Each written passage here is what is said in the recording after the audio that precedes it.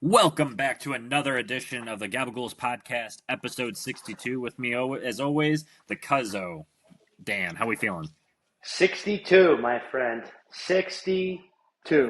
I'm going to just say what I've said, I don't know, maybe 10, 20 times on here, and I think you know where I'm going. Who would have thought, right?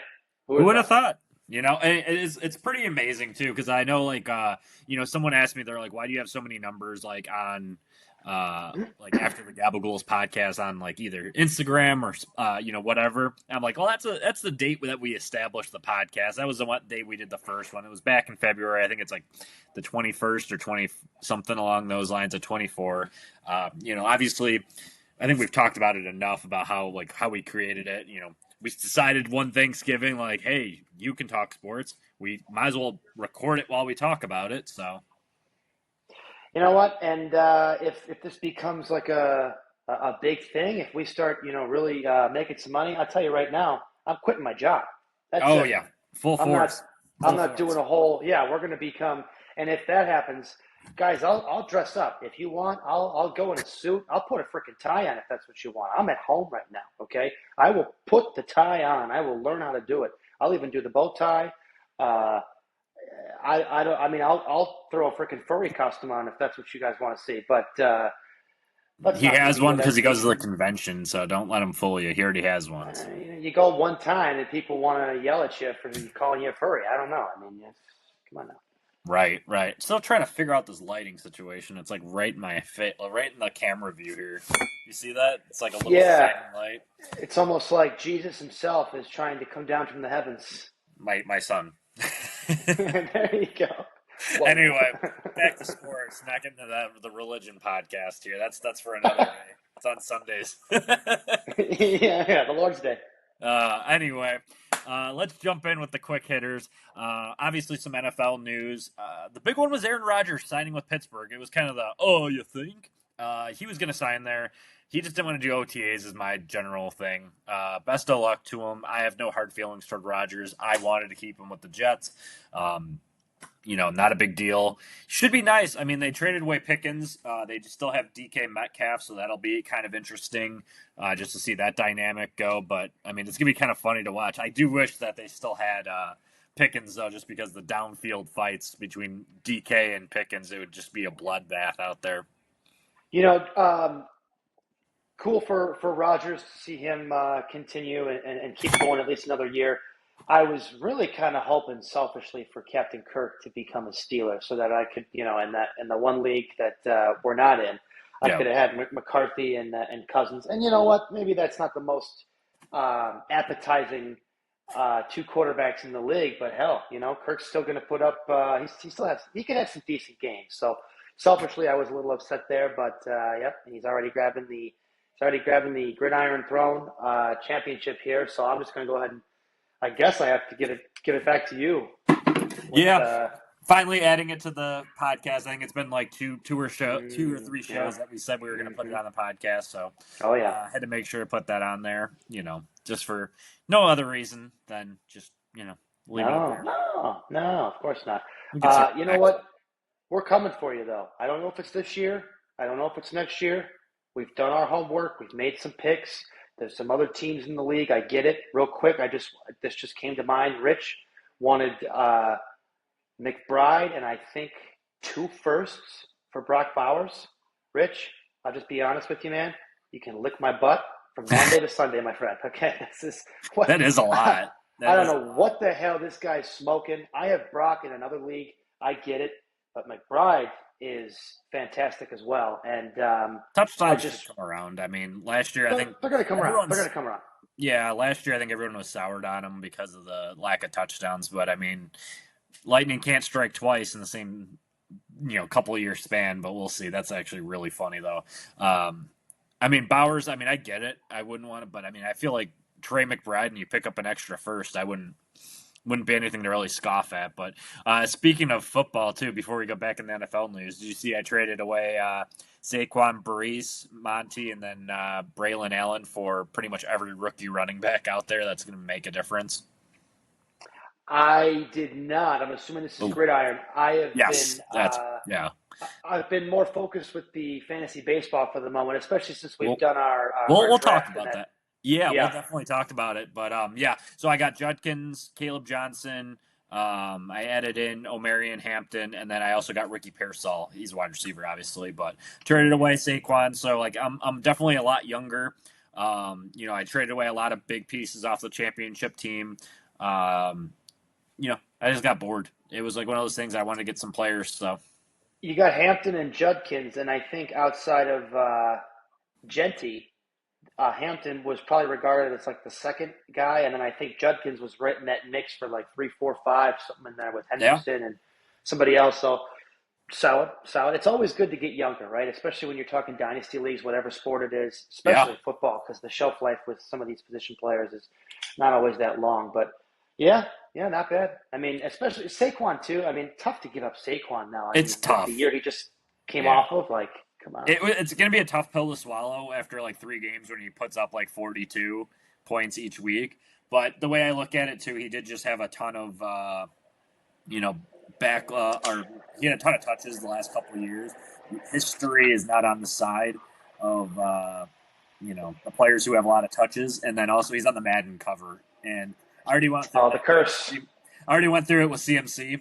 I think I'm going to hold off and we'll pack our bags, and worst comes to worst, I ended up with a couple of good young running backs too.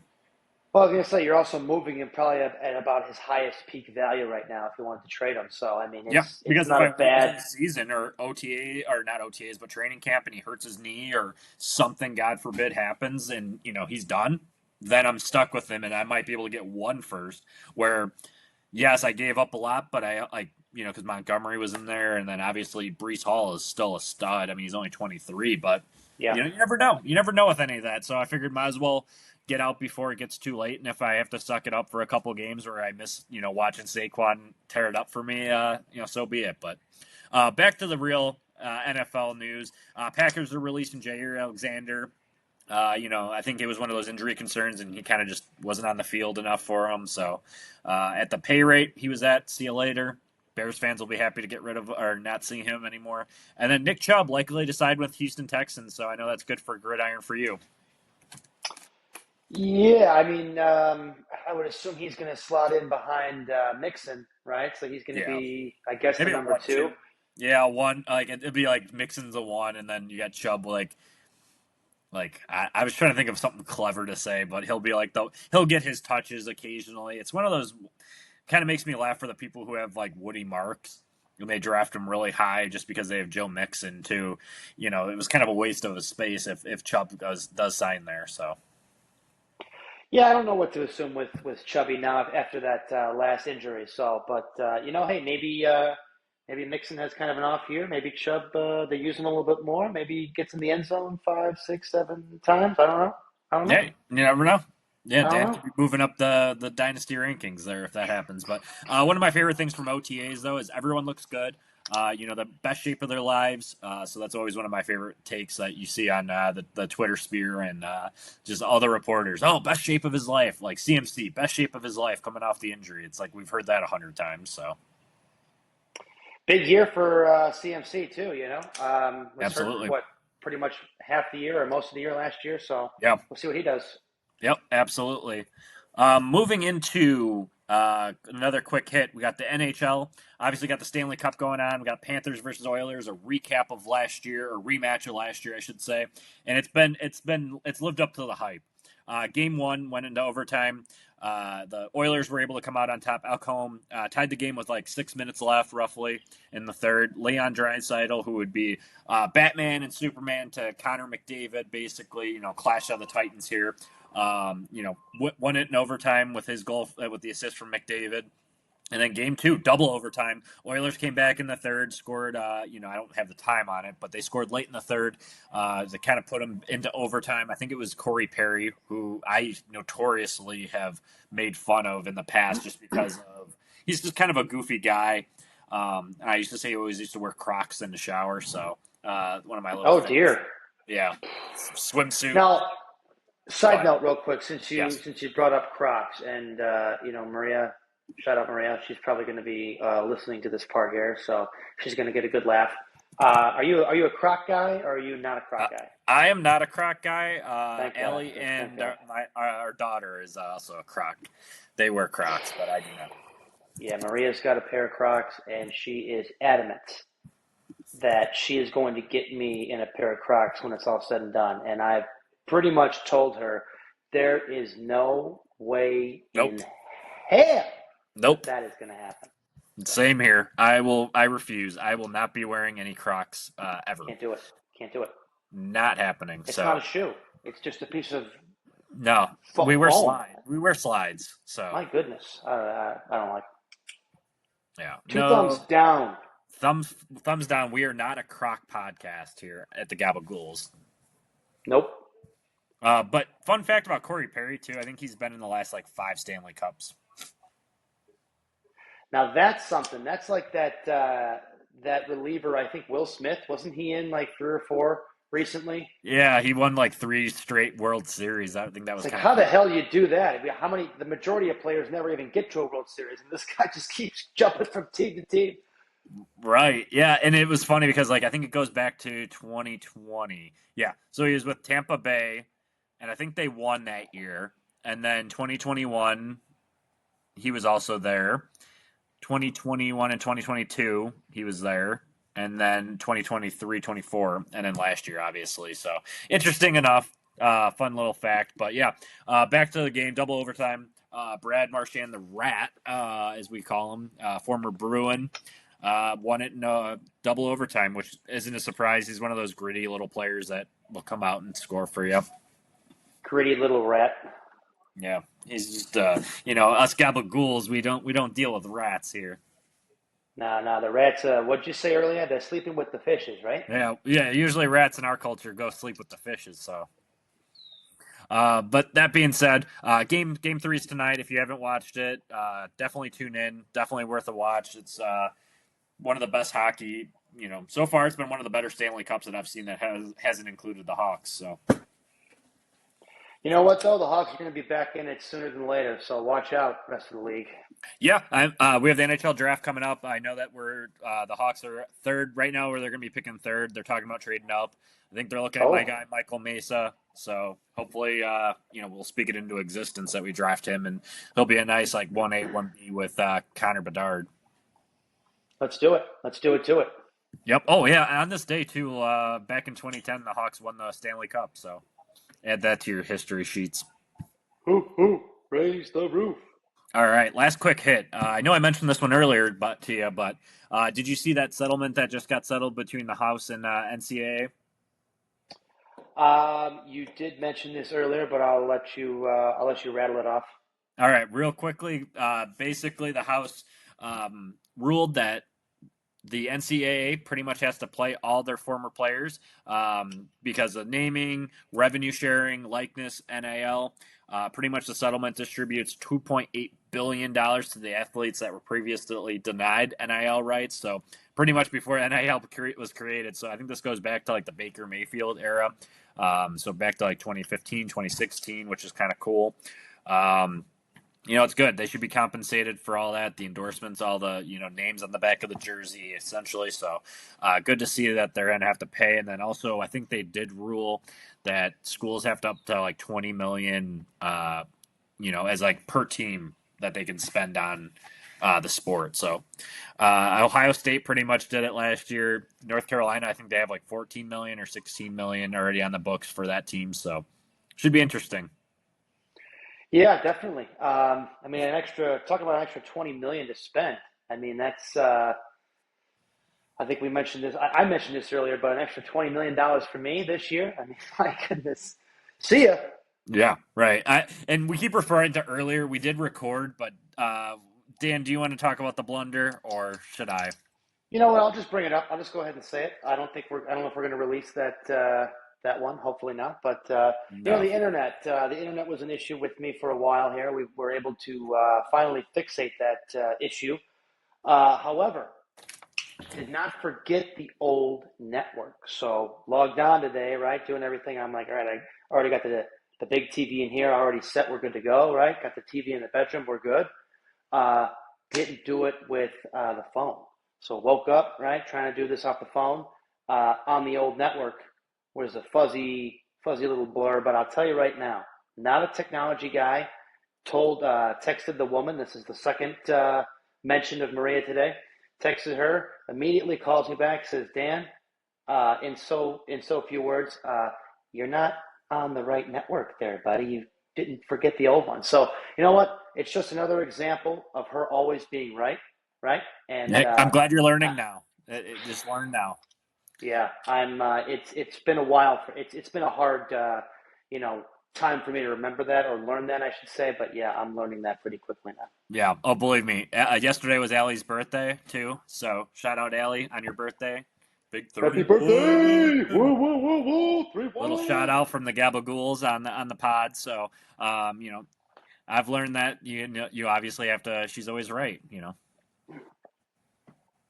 Always, always. There's never one time, and it's quite remarkable how it's like every day, all the time, always right. And being a guy growing up, you feel like you're right, even Yep. though sometimes you're wrong. Then you get with a woman, and you're like, man, I am wrong, like all the time. And it's a tough way to go. Yeah. It's all about acceptance on that. Sometimes it's a struggle, but obviously you just have to take it sometimes. Yeah, take it nice and hard and rough. Lord. Anyway, all right, let's slide into baseball here. We got the Slide in. Slide in. That was good. That was a good transition there. But okay, let's talk on the White Sox first. Sox called up Kyle Teal this week, and I think we've officially entered in the fun bad territory for the White Sox. We're not putting up a ton of wins, but we're actually winning ball games here, and this is what's important: is they're playing the right way. They're actually fun to watch. They could lose because we don't have the pieces around them. Starting pitching is iffy right now. Bullpen is abysmal. But we have some core guys that come up. Miguel Vargas, we traded Kopech for him last year. He had an awful April, changed his, I think, stance or his swing, whatever he did. Fixed that. He had a hot May. So he's looked really good. It's kind of nice to see. And then you call up Edgar Quiro. He's also our second catcher. But, we called up the prized, I guess we can call him the prized prospect here, Kyle Teal. He was also the second part of that Garrett Crochet trade where we got Chase Mydrith as well. And, you got two out of the three big names called up already for the Sox. So if we can have a little bit of a core, and it's just the difference that you see with these guys is that they're playing hard and they look like they're having fun. And that makes it a lot more bearable to watch them, even if they lose. And I've said this from the start. Will Venable, when he comes in, I'm going to give him, the benefit of the doubt. I'm not going to be like going to fucking games all the time, but I will tune in and be like, okay, this team's a little bit better. If that makes sense? Well, I'll tell you this. I think they want you to go to the games. Yeah. But, you guys have definitely, I think, I've said this before. I'll say it again. You guys are going to have to win a few more games for this to probably be accurate. But you guys are going to be the most improved team in the sport. And, you're sitting at 22-44 right now. So obviously still not great. No. But we knew the expectations were not going to be great again, and then your division is shaping up to be a pretty hard-fought division right now. But you guys still have a lot of good young talent to call up to, some really good-looking pitching too. You got to be excited about that because if some of these pitchers hit, it looks like you've already got a couple guys that are up now that look solid. You got Thorpe that's injured. It really looks like in the next year, 2 years or so, you're going to have a really, really good, young, solid starting rotation. And again, this is coming from a Cubs fan. So this is very, very difficult for me to say. I know, and I was going to say I'm also pretty impressed with us. We've been pretty nice on the podcast and talked well about the Cubs recently. Real quickly before I transition into the big news with the White Sox too is Kyle Teal did have an awesome debut. I think it was on Friday. Obviously, he got his first career big league hit. Okay, who gives a shit? But he got on base twice with walks. But he did something awesome. He scored on a wild pitch. He was, good heads-up baseball, scored on that play. And then he also threw out a runner, which if you looked at the last couple of years, the Sox have been notoriously bad about keeping, runners on the same base that they've gone on.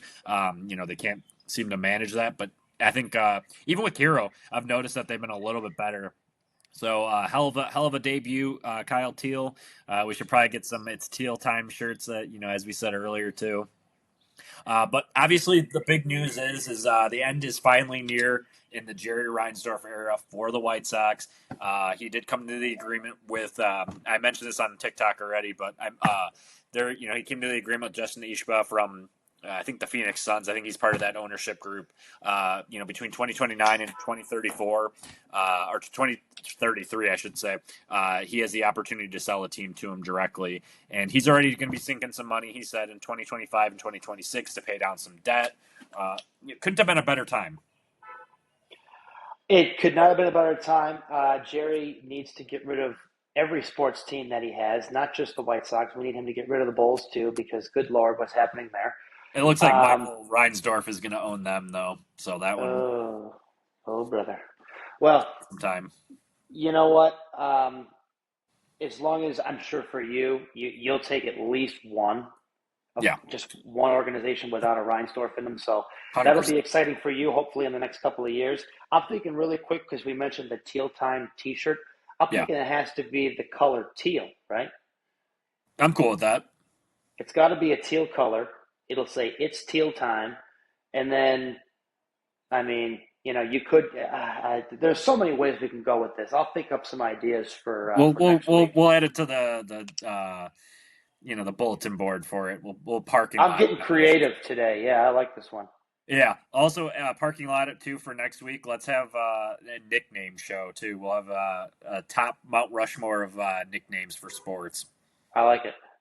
But yeah, transitioning over to some other news. Obviously, you mentioned the pitching staff. Yeah, Hagen Smith is down in Double-A. I think he is. He was someone we drafted last year. Well, we drafted him over a guy that kind of tore us up yesterday, Jack Caglione.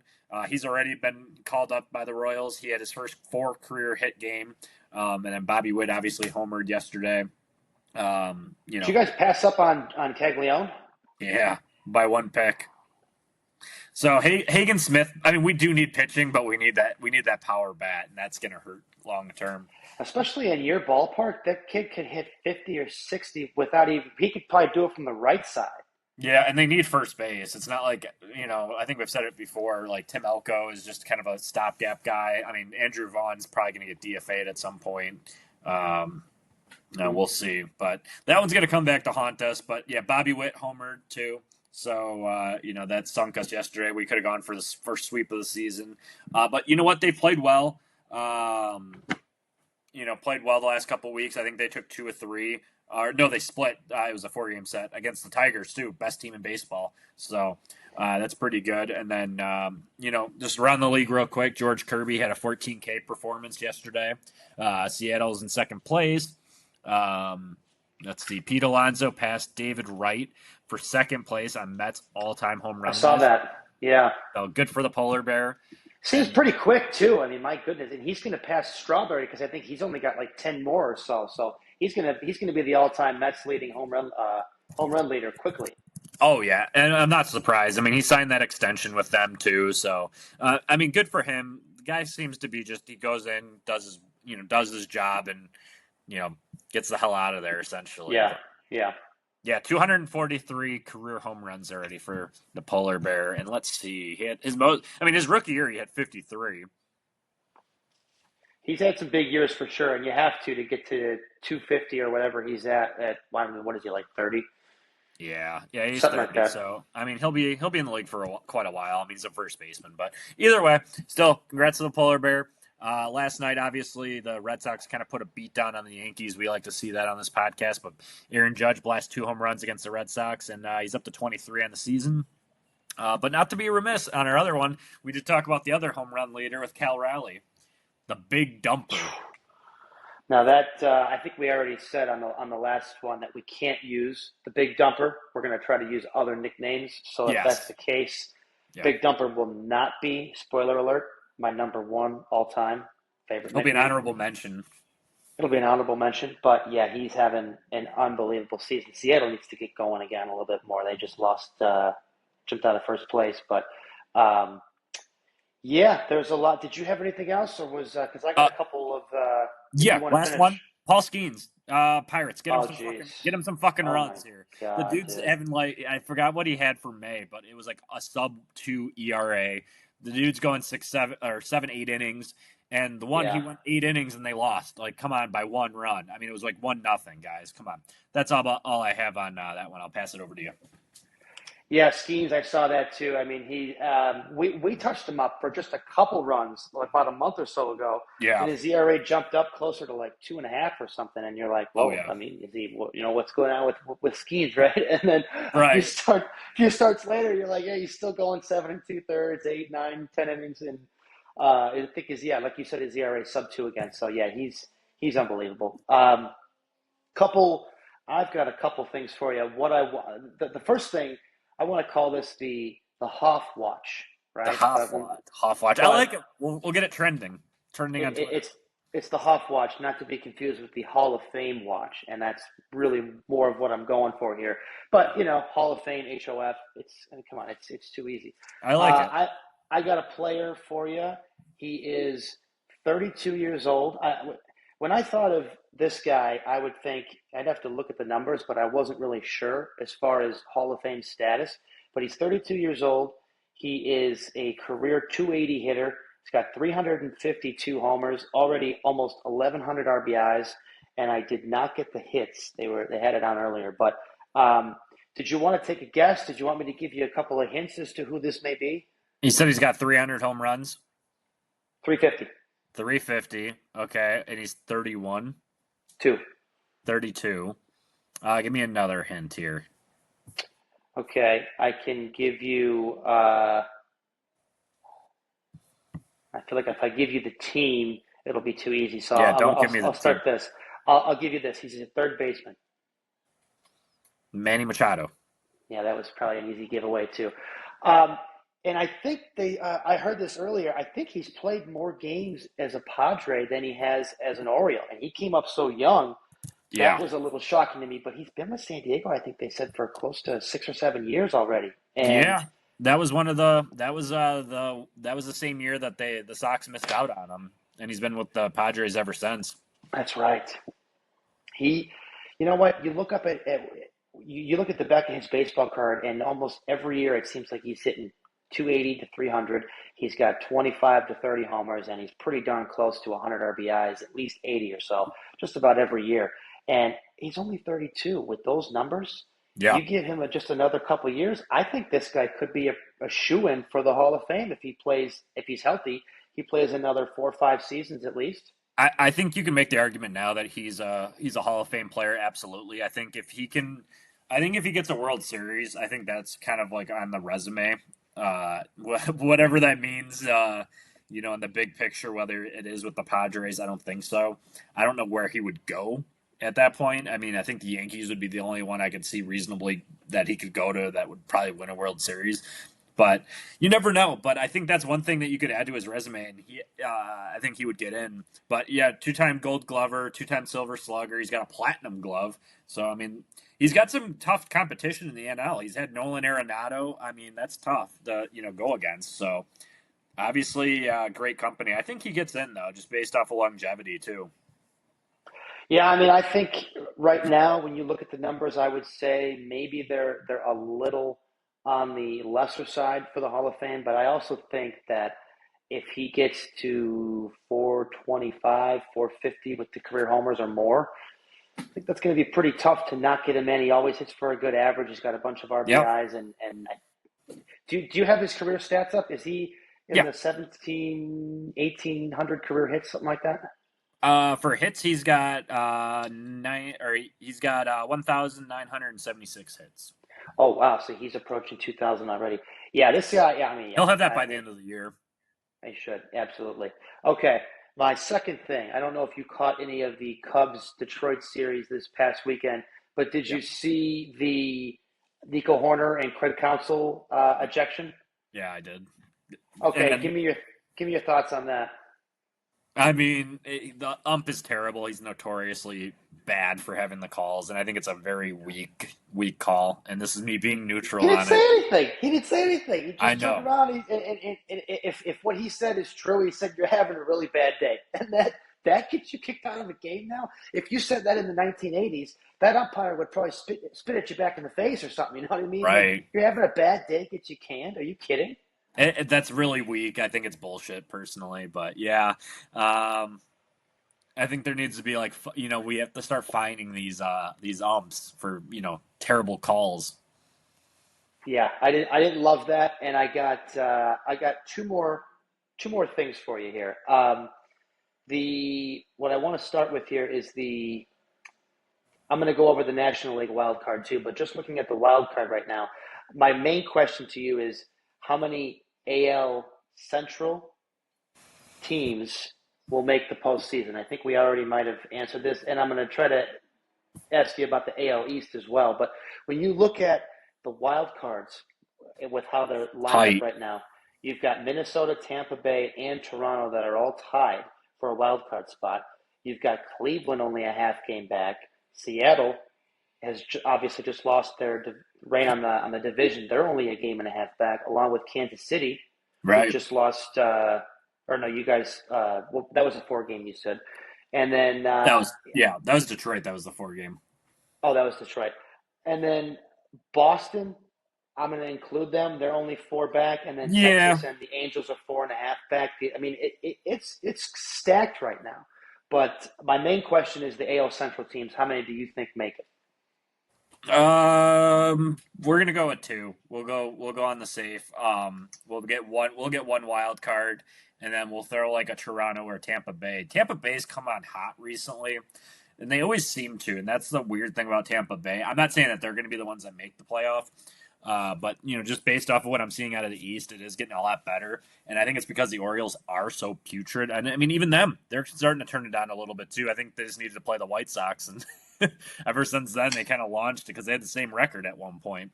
Yeah, the I think the AL is just a lot better this year. I mean we still have our putrid teams. I mean, obviously the Athletics fell back off. Will they move Mason Miller?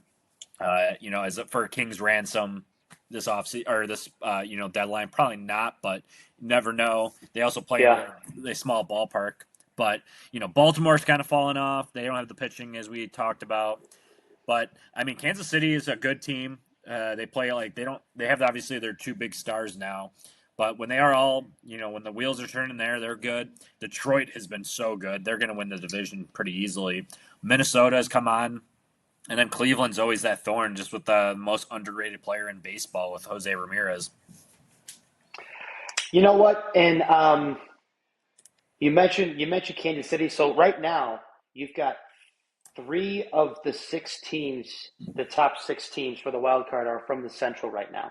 You got 2 from the East, and you got Seattle in there. I mean, is the West going to get 2 teams from their division? I don't know. I don't So think so. it looks like it's pretty doable for the Central. We'll see. Kansas City, they are. I mean, yes, I agree with you. I think Detroit is going to run away with that division. They are great. I also could see Kansas City getting really hot. And Kansas City's one thing I think we could have mentioned this at the beginning of the year. Are they Yep. going to score enough runs? Well, Bobby Witt's having an excellent year. Vinny, the Italian stallion Pasquantino, is doing his thing again. And you got another Italian stallion in Cags. So you have some solid offense over there now for Kansas City. Yeah. Um, I don't know. It gets interesting. My last thing I've got, or did you have something on that or no? No, just shout out Cags. We're a big fan of him on this podcast. But Boston just did their little lifeline. I don't know if you were going to bring this up, but they threw out their little lifeline now too, and they called up top prospect Roman Anthony too. So they're all in. I think that's one of those moves. They call him up now, and if he can help get him a couple extra wins, that might move him up the wild card as well. It certainly might. My last thing for you, I don't know if you're able to pull up the All-Star voting or the All-Stars, Yeah. but I saw this earlier, and there's a pretty good debate as far as the starting positions for a few for each side. So for Yep. the AL, I like the shortstops. There's 3 really good shortstops that stand out, and I would assume Bobby Witt is going to probably be the starting shortstop. You've got two other guys that I think are having an excellent seasons. One of them is the guy that I have, Jacob Wilson, on I the was Athletics. just, yeah. You know I was going there. You were going to go there too because the kid's hitting like 370, and he's got like 8 homers. It's He's so good. dude. They're talking that they were already comparing him to Ichiro's. Like, how many did he have that year? Like 300 something hits or whatever. They were comparing like on the pace that he's at, how many he would still be behind Ichiro, and it was like 25 only. So Really? he won't break the record or whatever for hits, but yeah, he's been unfreaking believable on a team that just lost a shitload of games this last month. They couldn't win if they. I'm not even going to get into them, but they got a really good young core around them. I like my buddy Nick Kurtz. They really do. He's coming back today. I like him a lot. I like Rooker. I like Butler. I like Soderstrom. I like Langoliers. I like a lot of the guys over there. But Jeremy Pena is also having a really good year for Houston too. Really it is when you look at the actual numbers, man, I'm a little impartial to Jacob Wilson, not just because I have him, but the average is so high and he's got 8 homers. He's not supposed to be a guy that has a lot of power. His OPS is really high. He's walking a little bit more. I want to hear your thoughts on this because between those three, you could almost flip a coin and you'd be okay with whoever plays. Yeah, I think you're getting 2 in for sure. I think you get Jacob Wilson, no problem. He's 372. You have to. I think Bobby Witt starts though because that's just that's the game. That's how it is. But don't sweat or don't sleep on Bo Bichette. He's actually put together a nice year, batting 270. I love Bo. Runs 37. 700 OPS. I mean, he's put on a nice season as well. So can't count him out. And then Zach Nato from the Angels. If Mike Trout doesn't get in, he might be the representative, honestly. So could be pretty interesting. So that's my take on it. I'm taking Bobby Witt just because it's the name. Yeah. I mean, he's elite. Don't get me wrong. We're not going to do it. We're not going to poo-poo on him. Their numbers are identical outside of average. I mean, obviously Wilson has way more hits because he's batting almost a century higher than him, almost batting 400. But I appreciate Wilson for sure. And my last one I've got for you is the NL outfielders. There are some really good-looking outfielders in the National League. I think a lot of people are talking about PCA, Mr. Pete Crow. I think with the season he's put together with, 16 or 17 homers, hitting a great average.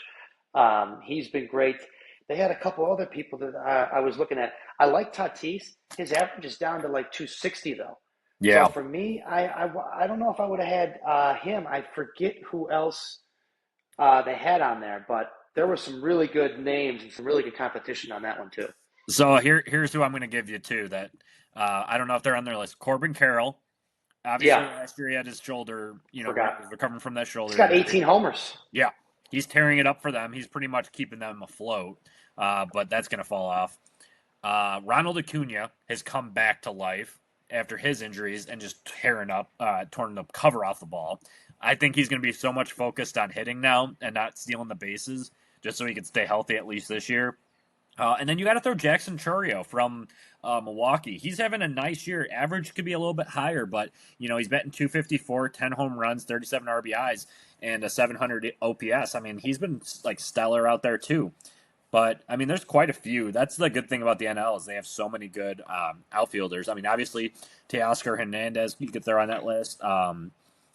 Lee from the Giants, he's had a nice year. He could be their representative. I got one. I got one for you. This is who they had up there too. Your buddy on Washington, James Wood. Yeah, James Wood. Yeah. He's having a great season. Yeah, he could be their one representative too if it's not Mackenzie Gore. Yeah. And what's crazy, what is he, only 21, James Wood? So young. He's Something already like got like 15 or 16 homers, hitting for a nice average. He's been one of the – I mean, again, we just mentioned the Athletics young group, or their young core they're building around right now.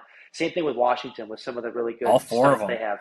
Yeah. Yep. All 4 guys from the Soto trade because Robert Hassel, I think, got called up Yep. couple weeks ago now. But yeah, absolutely. That it's nice to see that they have had that that little resurgence.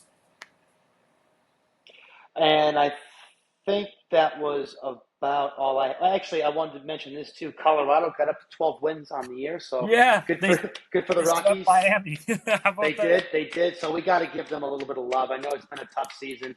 12-53 is where they're sitting, so you got to win about 50, 40 or 50 games in a row to really get back in this thing. So it starts with one, right? Yep, absolutely. And speaking of, it just starts with one. Let's touch on the NBA. We got the Thunder and Pacers. Obviously, game one. Pacers won that with Tyrese Halliburton's little game time heroics with 0.3 seconds left. Sunk the Thunder after that. They came back. I think it was 18 down with like couple minutes left. I don't know how much the time, but still led the comeback in game one. Thunder SGA kind of came off, blew up, showed why he's the MVP. Took over the game. Obviously, Wiggins and Caruso were huge in that game as well. The problem with the Thunder is they're pretty big on relying on SGA and Chet to kind of take over games, where the Pacers can kind of have any number of guys, kind of 1 through 10, where anyone could kind of have like 9 to 10 points, and that's why the Pacers are as good as they are. I know the betting odds weren't even close on this series, even having the Thunder or the Pacers even win any games. But I think last night's game kind of showed what we've already known, is that the Thunder are a very, very good team, and they're going to be good for a long time.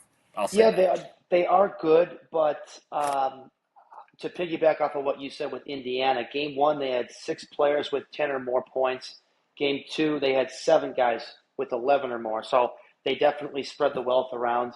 The big difference for me from game 1 to 2 was the rebounding.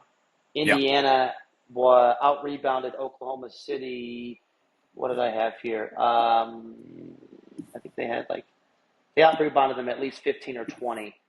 So it was a big difference. And you look at the stat line, there were 4 or 5 guys on Indiana who had about 10 rebounds or more. So they rebounded the hell out of the ball, even though they turned it over so much, and they still came back and they were able to hang in and win. Game 2, you know what? You mentioned Chet. Alex Caruso had 20 points in game 2.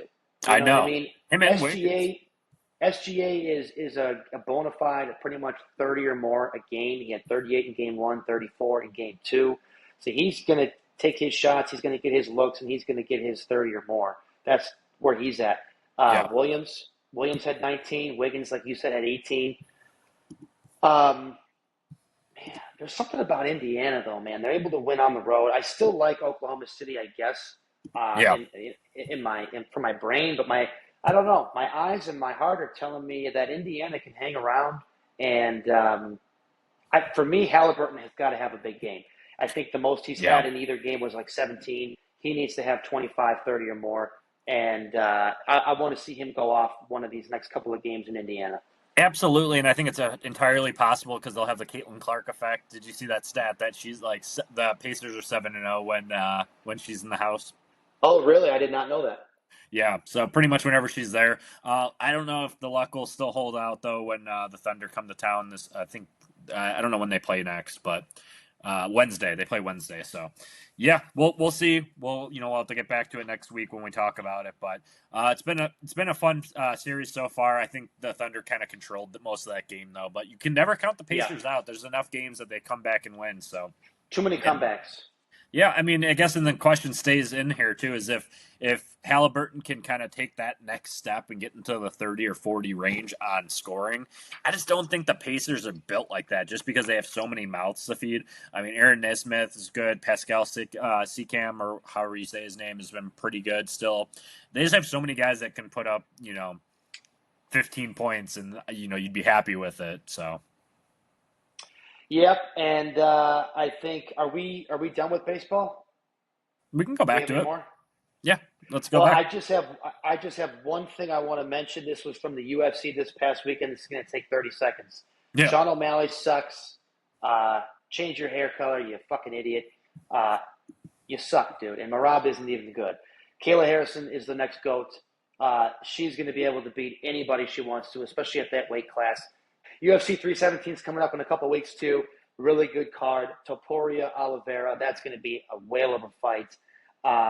They got Costa Kopilov, if that's how you say it, Royval, Cape, whatever. And those are the main ones I'm looking for. So, but yeah, O'Malley, what the fuck, dude? How do you lose to Marab twice?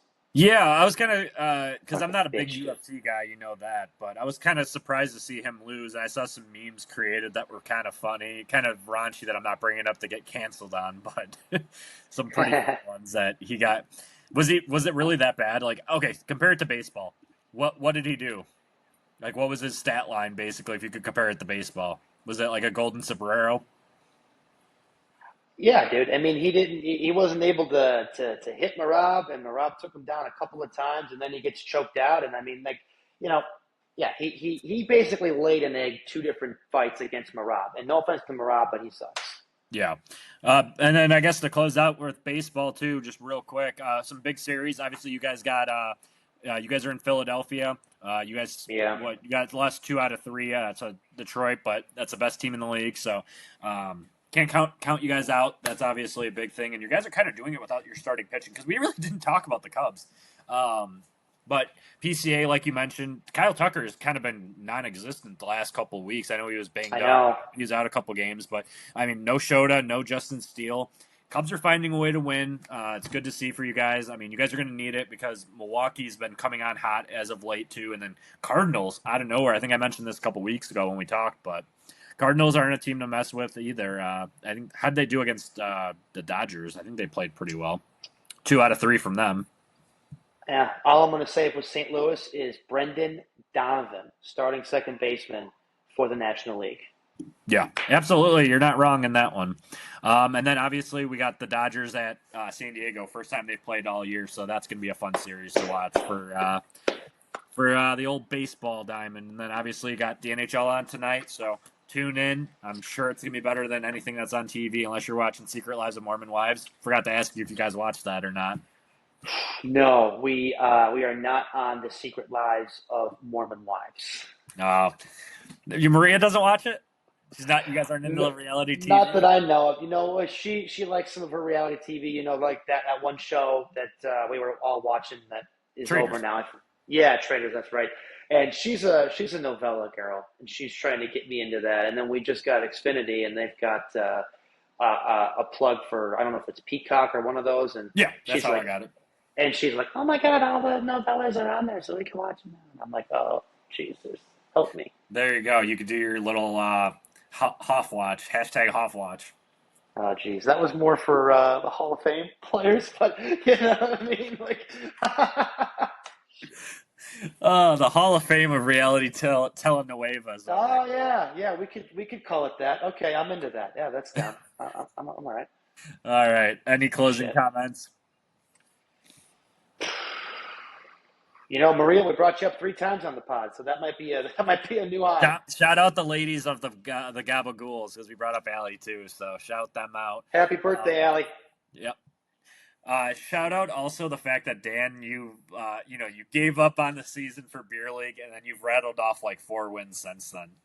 I don't know what the hell is happening. It's making you think you want to stay in here now. I mean, my goodness. Yeah, we knew that was coming. I mean, I'll tell you, I'm streaky. I guess is the best way to describe this team. Streaky. Well, you know what it is, Dan? Is you're actually setting your fucking lineup, and you're actually paying attention to it, so that helps. You know, I felt like I was setting it. It was just some of these pitchers have not been doing everything, and then the offense is, you know, it's been a revolving door of who the hell is going to work this week and all that. So yeah, but yeah, it's good to see. Yeah, got to win another couple games though. Yep, yeah, and then you'll be up at my level. What, 8-2 now? Yeah. You know what? You keep rubbing it in, you're going to lose a few. And you're going to lose to me in the final. Yeah, I lost one last couple weeks ago. It was so stupid, but that's all right. But yeah. All right, we'll close it out there.